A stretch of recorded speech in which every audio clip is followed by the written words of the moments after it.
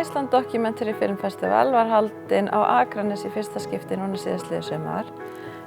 Á hátíðina komu 80 erlendir gestir og gistu hér á Akranesi allan tíman. Við vorum með mikla barna- og ungmennadagskrá yfir hátíðina og vorum einnig með vinnustofur fyrir ungmenni frá Norðurlöndum. En hingað komu 20 ungmenni alls staðar af Norðurlöndum. Styrkurinn sem við fengum úr uppbyggingarsjóði Vesturlands var til þess að við gátum vandað okkur eins mikið og okkur langaði til við allan undirbúning á verkefninu.